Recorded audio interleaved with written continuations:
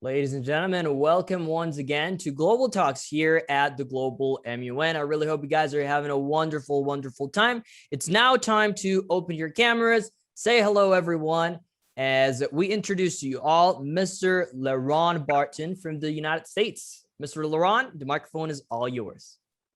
All right.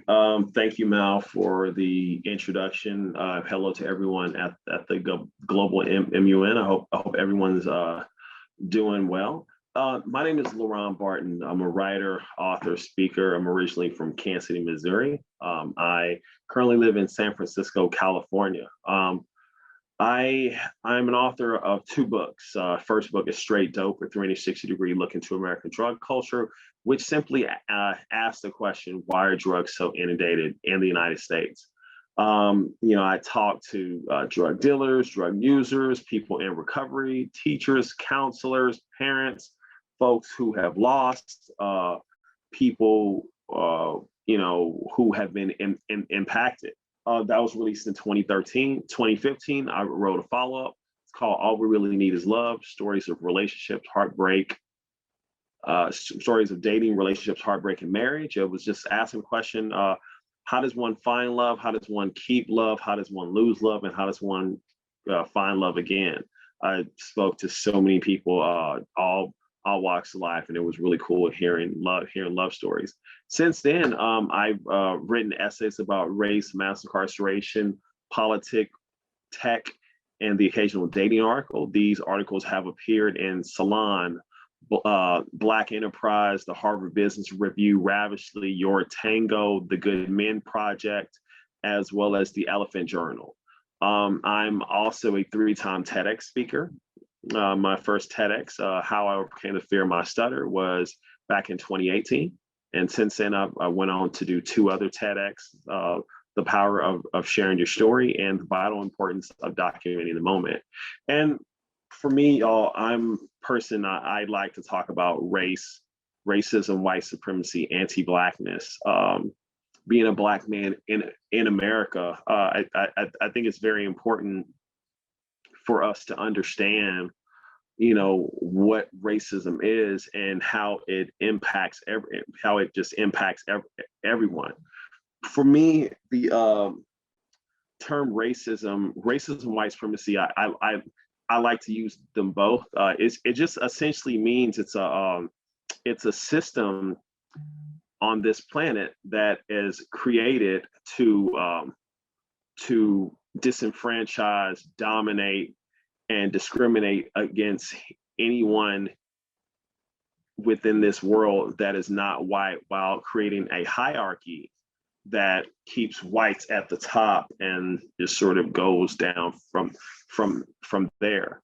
For me, there's no part of the entire life that, within my life, your life, that racism does not touch. That means everything from law enforcement, from economics, from healthcare, from education, from the prison and industrial complex, war, social relationships. Racism, white supremacy is right there in the center.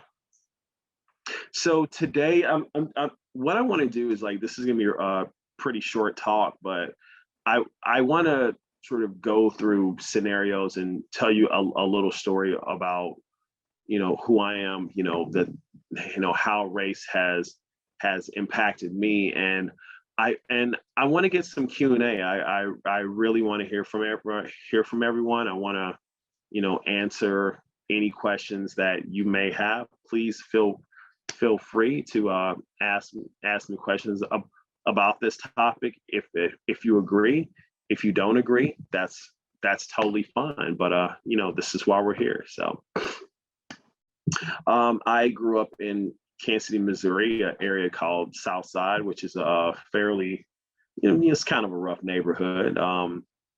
Due to the fact that Kansas City is a fairly segregated town. The racism is pretty much right in your face.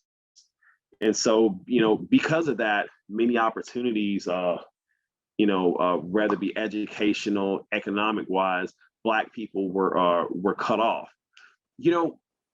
In the United States, there's these areas, people call it the ghetto, and ghettos were originally created for, I believe it was for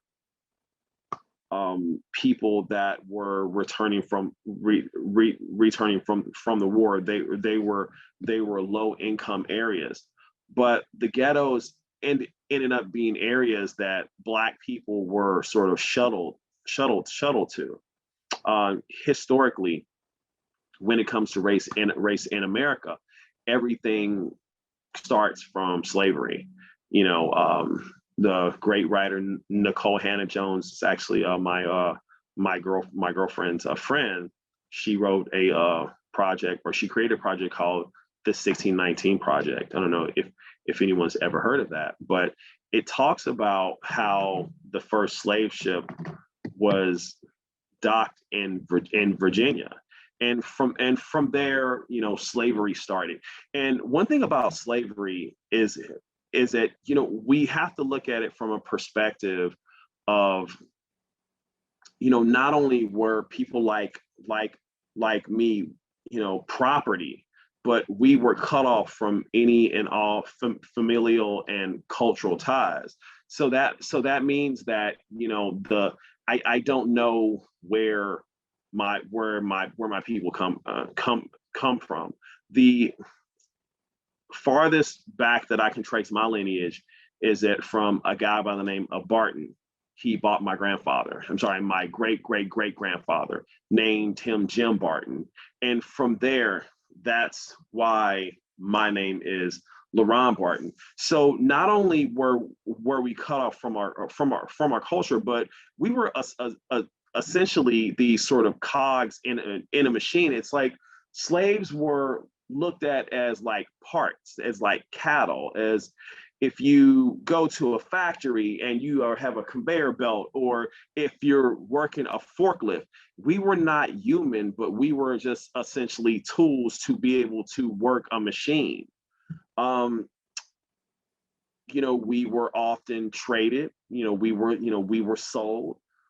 We were, the family unit was totally split up. And so the interesting thing about the way racism and white supremacy works within America is that Michelle Alexander had said in her book, The New Jim Crow. She said something to the effect of it's constantly changing. So from slavery, after slavery was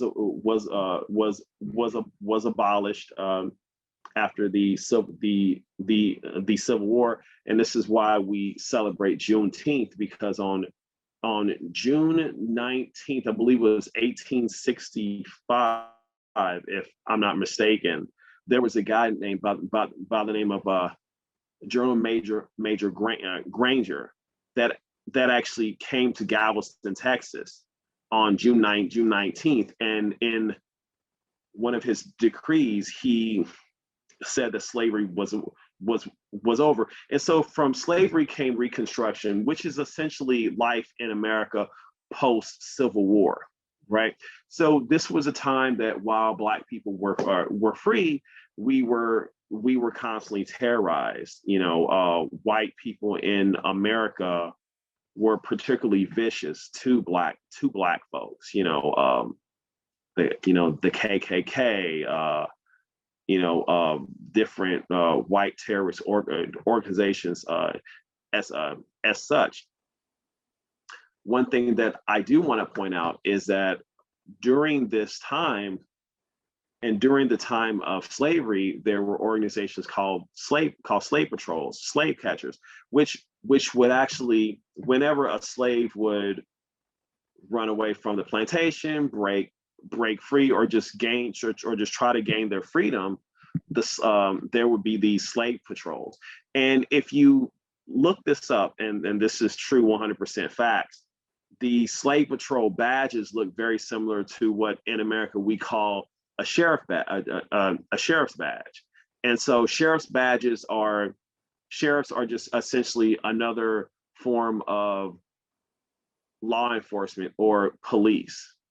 So from Reconstruction went to the Black Codes, and what the Black Codes are is that they were rules that were placed on Black people who were free. So you couldn't be in this part of town after a certain time because it was a sundown town. Otherwise, you would get arrested. If you didn't have a job, you would get arrested. If you looked like that you were a vagrant, you would be arrested. So the Black Codes were these very set policies that tried to just essentially arrest Black people for just living. So from the Black Codes, you then had Jim Crow, which meant separate but equal. Fast forward to the 60s, you had the Civil Rights Movement, which much of it was about voting rights and being able to be integrated into better schools, which were where white people were went to school. There was a significant young student. Her name was Ruby Bridges. She had to be escorted by the Army, by the U.S. Army into this school in Louisiana. From the Civil Rights Movement, then came the war on drugs. And what's really significant about this, ladies and gentlemen, is that the war on drugs particularly targeted Black people. So again, if you've been following, there's always been these events, these laws that have been particularly targeting Black people. And from the war on drugs came what is to be known, or what I would like to call, the prison industrial complex. And in America today, I mean, well, first off, America incarcerates more people than any country in the entire world, right? And the bulk of the incarceration are Black men. So this is very similar to slavery. There is the 13th Amendment, which you would think would have ended slavery, but there was a clause in the 13th Amendment, which, if you look at how slaves were treated, and they worked for very little or nothing. Fast forward to what's going on today, that's the same thing that's happening in the prison industrial complex. So from the prison industrial complex, America incarcerates more Black men than women all around the world. So for every 100,000 people that are incarcerated, and I mean people, I mean men, women of all races. For every 100,000, y'all, 8,000 Black men are incarcerated. So when you have those type of numbers, to quote political commentator Yvette Carnell, that's no longer an individual choice, but that is a systemic issue. So that leads us today where we are now. What I've given you is sort of a history of how race is sort of interwoven, and it's the thread of what is going on in America today. I'm 43 years old. I just celebrated my birthday Friday. I went to college. I make a pretty good living. And, you know, there are still times that it doesn't matter how I walk, talk, act, or dress. I'm Black. So I'm going to be looked at as a thug by pretty much white America. I'm going to be viewed as a threat by law enforcement. And I'm never going to be granted. I'm never going to be given the benefit of the doubt, because again, you know, you have to understand, in America, we've we've criminalized and we've essentially said that black is evil, black is not intelligent, black is brutal. And because of that, someone such as myself, I am a 6'2", dark complected black man. I'm going to be looked at as very hostile. When I write about racism, white supremacy, what I try to do is I try to talk about my experience and be a voice for other Black people who may have not been able to talk. I want to talk about race in a real way. I don't think that it's going to be resolved with hugs or anti-racist books. No disrespect. I think that Black people today, we have to understand that we are playing in a system that was not set up for us to win. That it is so skewed towards whiteness. And when you grow up in a society that tells you Black is not right and that white is, that can mentally wear on you. You can start to think, okay, well, my dark skin is not beautiful. I am not intelligent. See, the thing about racism, white supremacy, is it doesn't have to be like physically violent to you.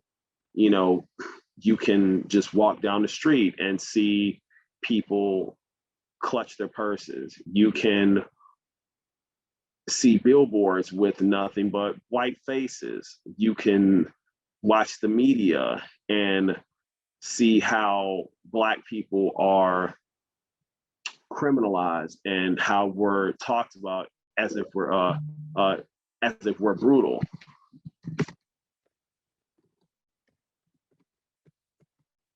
There's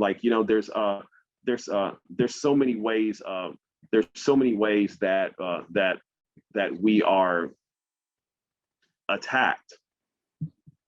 How do we resolve this? That I do not know. I personally believe that one thing that we should do as Black people is that we should not fool ourselves, not trick ourselves into thinking that, oh, well, racism only happens if we are poor, or if we live here, if we live in the South. It's not racist in Europe or in Canada, or California's liberal. No, we have to understand where we are today. When I was younger, when I was about 16 years old, my mother gave me what's called the talk. It is a conversation that many Black parents give children when they hit a certain age. When I turned 16, I started driving, and my mother understood that, if I get stopped by the police, I need to know how to act. Now, think about that for a second. In most societies, law enforcement should not be an entity that you fear, right? But when you're an African American man, specifically, when you see the police, that can mean danger. This is why we have that there's a epidemic. I mean, if you will, of white women calling the police on Black people. Well, we call them Karens.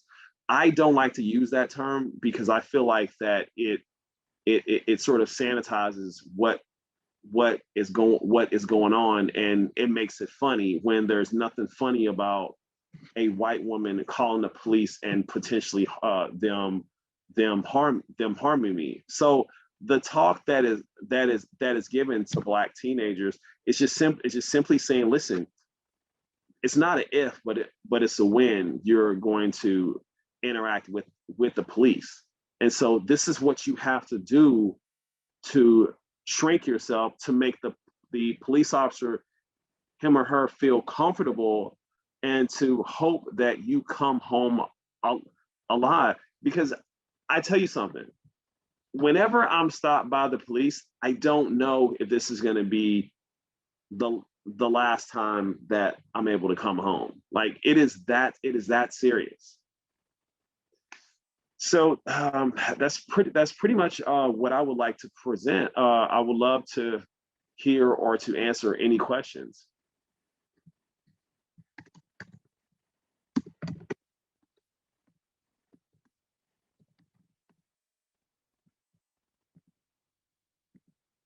Yes. All right. Okay. Santiago, you had a question. Yeah, well, a question and a comment. First of all, I want to say that it's really sad to see how a human being like me, like you, like everybody who's in this meeting, and like everyone in the world is being treated in this unfair way.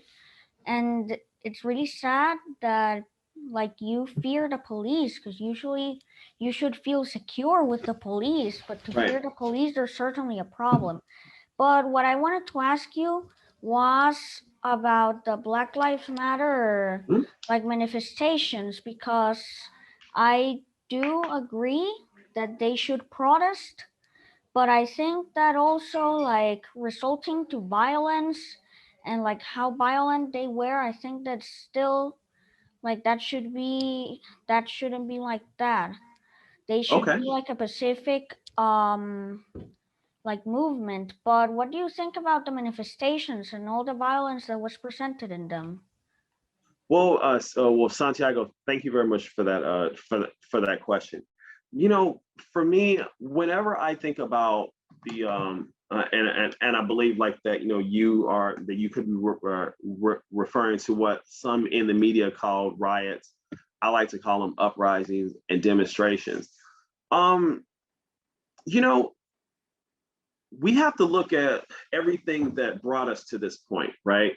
So, Santiago, between 2014, I believe, and 2019, there were over 1,700 Black people killed by the police. That's an incredibly huge number, right? Maybe a little under 70 of them were Black women. So that means the overwhelming majority of them were Black men, right? So you have a system that is constantly killing us, that is constantly telling us that you are not worth anything, that we are going to kill you, and in a really savage way, Santiago, where we're going to kill you in public. And so when the justice system, when we want these officers to be brought to justice, when we want a semblance of the justice system to work correctly, and when that's denied, and it's over and over and over, people get frustrated and people take to the streets and people demand change. You know, I personally, I don't want to see people destroy property, but I don't really care about the property so much as I care about that there was another Black person killed. I think that there has to be some semblance of justice here, because we are at a point now where, so I do not trust the police. I fear the police.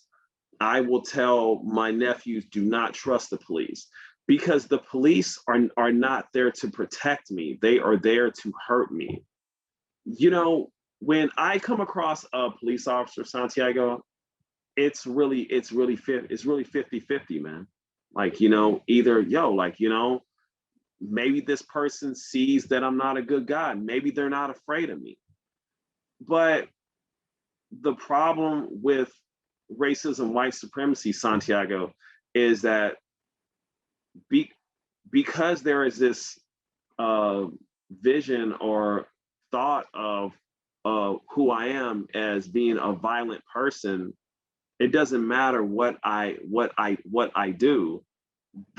If the cop is afraid of Black people, if he or she hates Black people, then I'm going to pay the price.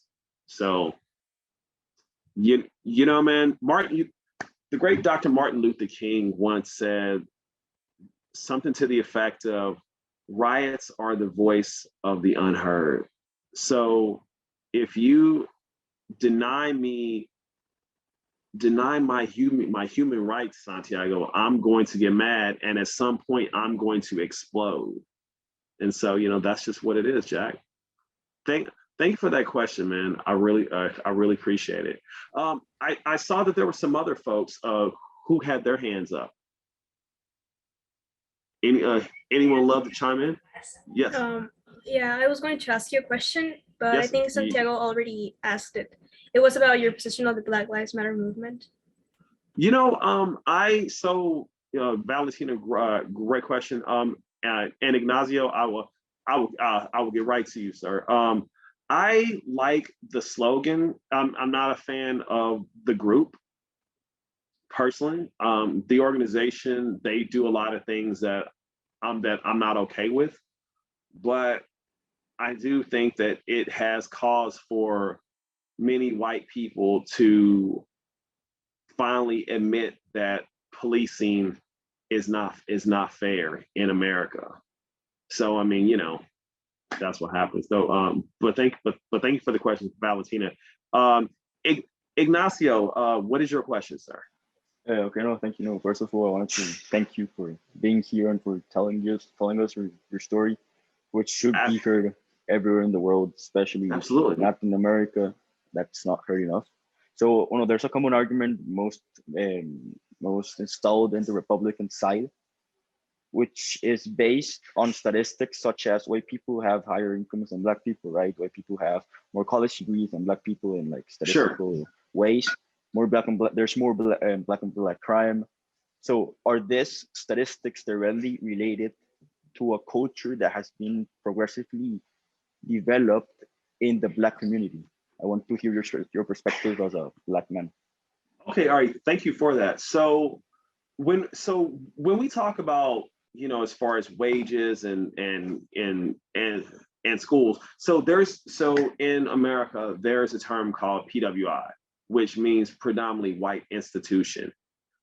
Throughout history, Black people were denied entrance into schools such as Harvard, Princeton, Yale, even state schools.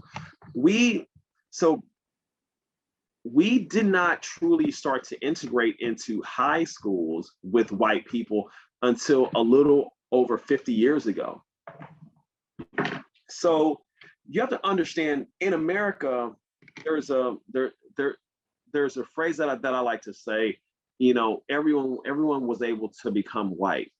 And so what I mean by that is that and Feli, that's a really good question. I'm going to get to you.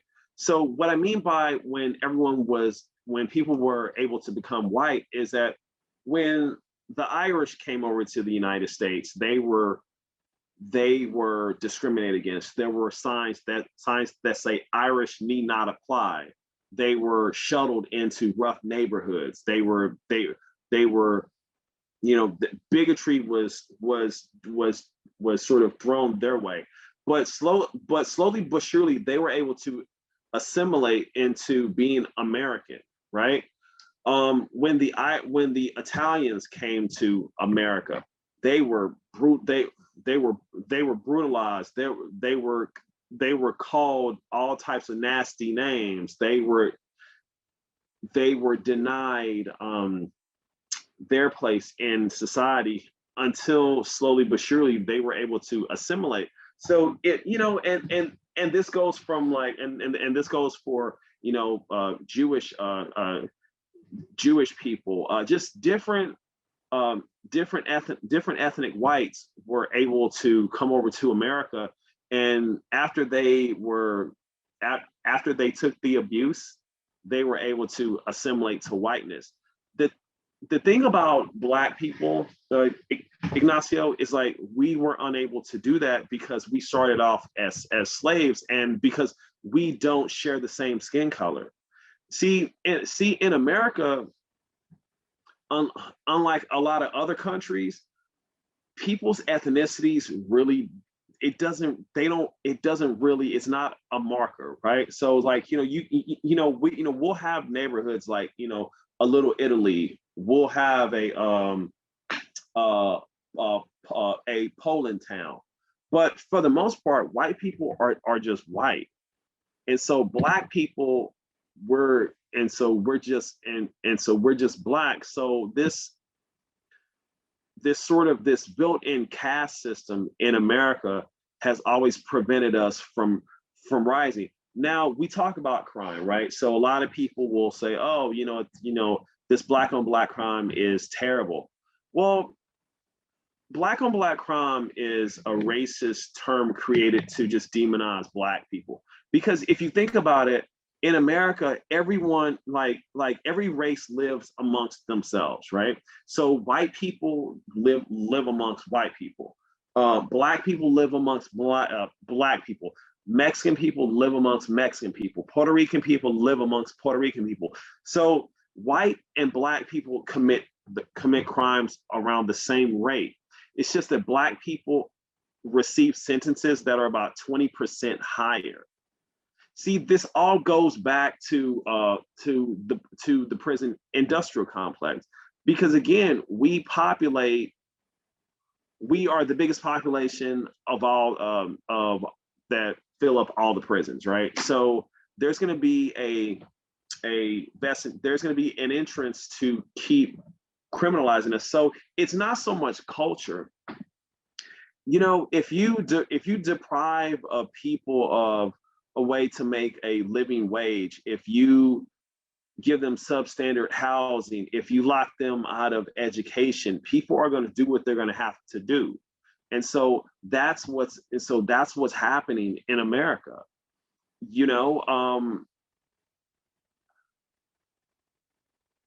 Going back to the PWIs, like, this is the reason why, like, so there are what we call HBCUs, which are historically Black college and universities, right? Now there's no historically white colleges or universities, because predominantly all the colleges in America, the majority of the people going there are white. And it's not because of intellect, it's not because of the fact that Black people are inherently criminal, but it's just the fact that these schools have always locked us out. So when you don't admit someone, when you take away a people's ability to have what's called generational wealth, then you're gonna have people struggling trying to make it. And so that is what is going on right now. So we have to look at it not from a personal standpoint, Ignacio, but this is a very systemic issue. Finally, I'll say this, right? In America and pretty much all around the world, right? The wealthy, the people who had generational wealth, the people whose relatives were able to save up, they were able to go to college. So because they were able to go to college, they were able to get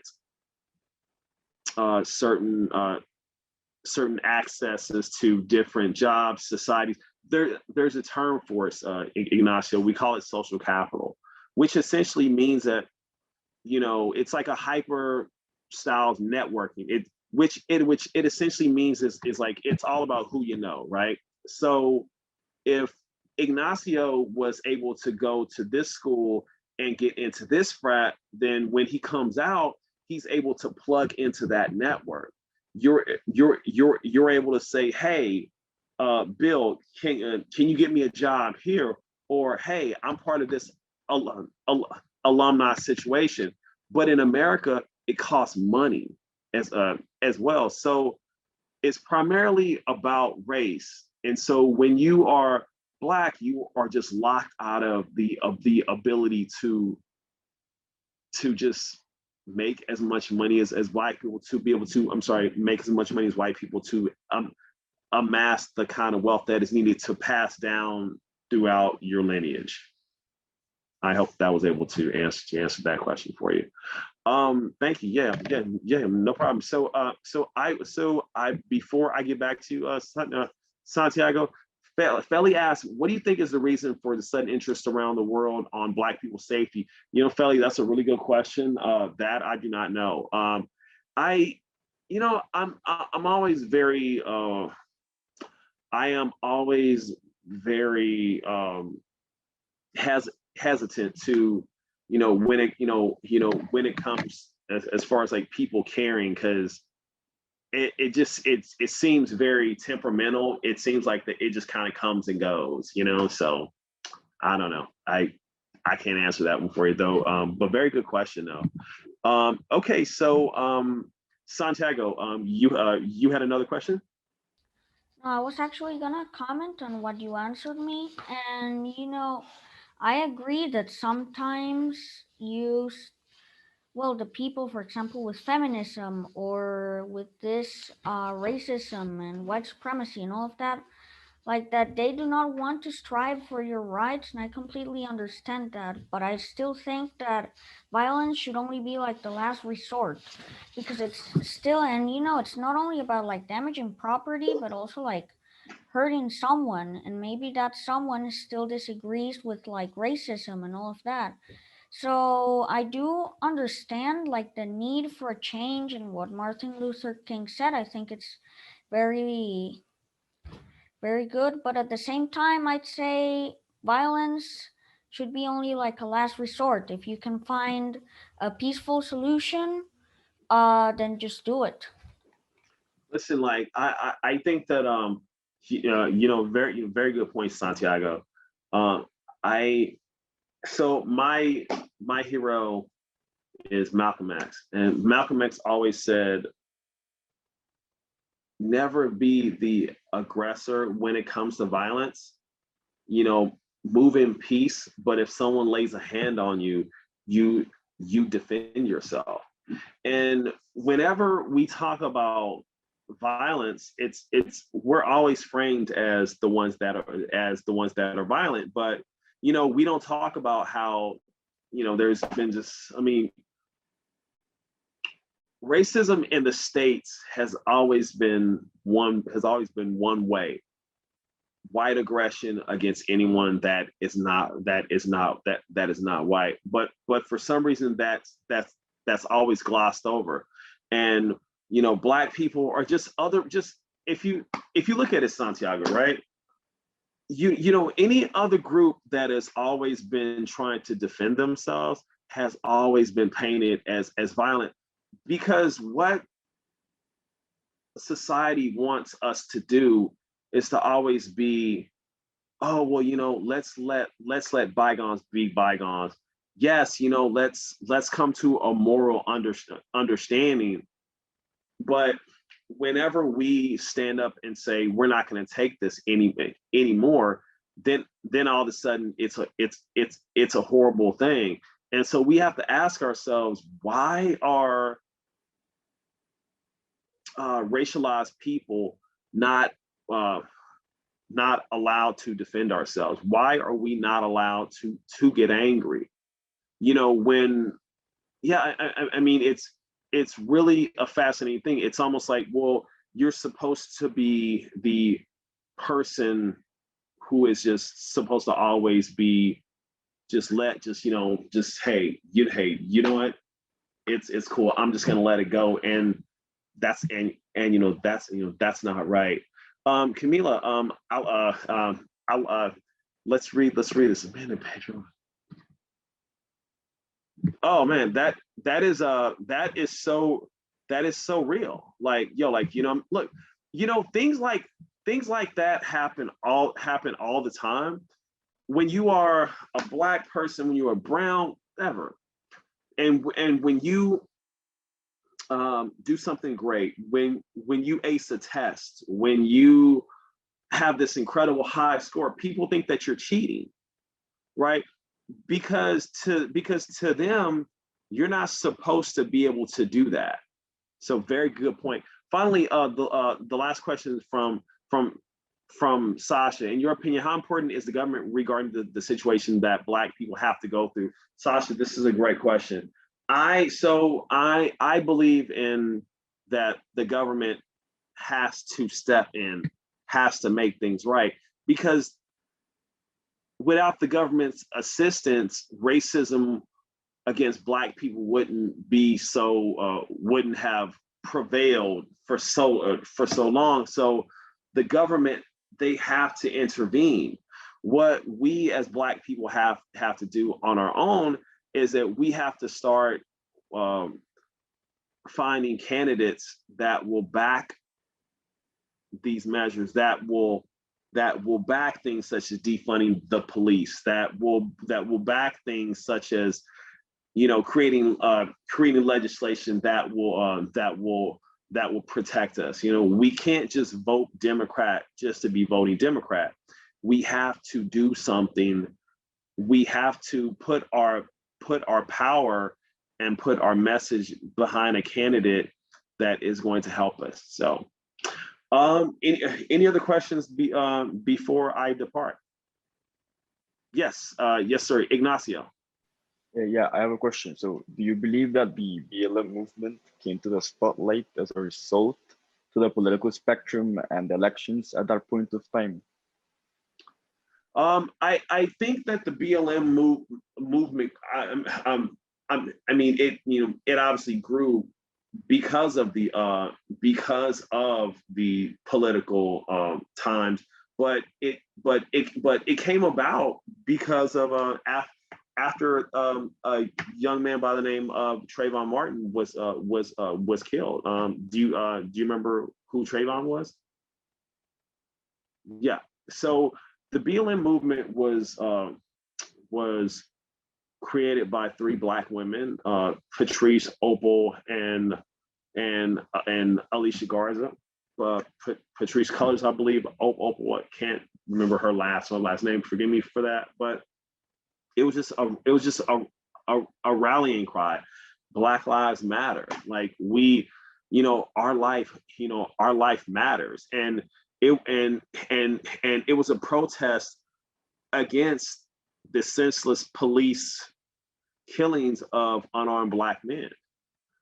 And so I think that as these killings started to get more of a spotlight in American consciousness, Ignacio, of course, it became a very important important topic within the elections, because people wanted to know, what are you going to do about the shootings of unarmed Black people? And so that's how that so that's how that came. So Elena, this is actually really interesting questions. This will be my last question, y'all. Could you talk about the difference between how Black women are treated versus how Black men are treated? Do they suffer a different kind of racism? Also, American Black people versus foreign Black people, is there a difference? 100% there's a difference. So I'm not a fan of intersectionality. The reason why that I'm not, Elena, is because in America, everything's about race, right? I'm a race man. So Black women do suffer sexism. I don't think that can be debated. But I think that in my opinion, the number one problem for Black people in America is race. And so I think that when people try to say, oh, well, I'm Black and I'm a woman, or I'm Black and I'm this and I'm that, people try to stack identities. And for me, racism, if there were no racism, then for Black people specifically, they would not receive the same type of problems.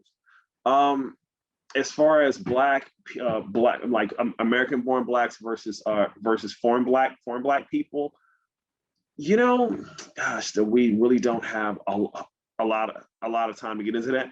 I'll just say that in America, we are viewed very differently, and you know, that's because America. So I'm considered a descendant of slavery because, again, you know, I can trace my lineage back to the person named Barton that bought my great grandfather.